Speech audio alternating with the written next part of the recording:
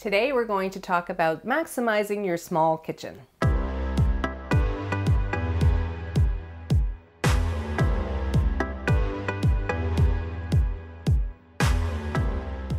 Hi everyone, welcome to another design lesson video. In each video, I'm going to review some key design principles that you should keep in mind when you're thinking about renovating or decorating your space. So if you have a design dilemma and need some answers, feel free to comment in the section below, or you can tweet me your questions on Twitter at DesignChickee. Your dilemma could become one of these design lesson videos right here. In the meantime, let's get to today's topic. It's a small world after all, and that means, at least in my world, that many of us live in small spaces, and many of us have small kitchens because of it. So I'm not surprised that after I posted my design lesson video on small spaces, many of you asked about a follow-up video on small kitchens. In fact, a viewer named Rose Kelley was the first to initiate this idea in the comments. So here we are. I'm going to review 3 different areas that will maximize your kitchen and make it look and feel bigger than it is. So let's get started. The first area that I'm going to focus on is storage. And if you're like me, you have 1 too many, read 10 too many, kitchen gadgets and utensils, and perhaps a purge is a good idea. But before you purge, think of different ways to store items outside of your kitchen cabinetry. Here are a few of my favorites. Who needs pot drawers when you can hang your pots like this? I love the brass rails too. Any wall space becomes a key area for storage, and hanging it up means you can free up space in your cabinetry for other items. Think of everything else you'd like to have at arm's reach and hang them up too. I love the idea of adding some decorative items like plants for a different texture and a burst of color. Think about how you display it all and what looks pretty. If you've got a little more room in front of that wall space, add open shelves like this. I love tucking some baskets or stools underneath for a little extra something you may not have had room for in your small kitchen. It also helps to keep people from brushing up too close to the shelves. Also, if you have a window in your kitchen, consider using that space for storage as well. Add a few shelves up high where you can display some items and still get your view.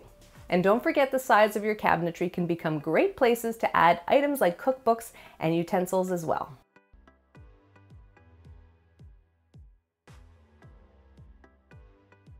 The key to all this stuff outside of your cabinets is to keep them organized and tidy.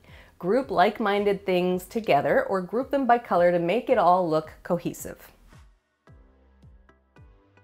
The next key area for small kitchens are the surfaces.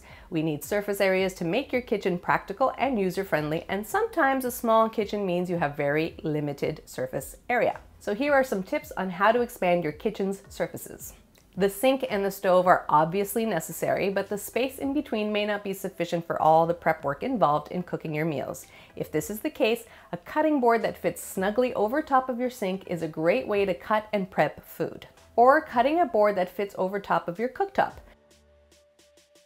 Making sure that the stove is off when you're using it, obviously. Another option is folding tables. I love the idea of adding an extra surface, not just for a new eating area in your small kitchen, but it can also be used as extra prep space when you're cooking.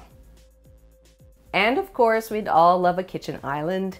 If room allows, that island can provide much needed surface area as well as storage below, or additional seating, or both. It may not look like kitchen cabinetry, but this is where an open island can really make your kitchen look and feel larger. And finally, the look and feel of your small kitchen can make your kitchen look and feel larger. So how do we maximize your kitchen by changing the look? Here are a few examples. Go bold with color and really make your kitchen stand out. You might think twice about a black kitchen, but with minimal cabinetry and space, a black kitchen becomes a real conversation starter. And any color will do. This will make your kitchen a focal point, no matter what size it is. You'll actually forget how small your kitchen is. On the other hand, white will always make spaces feel larger. So an all-white kitchen will give you that larger, more open feeling.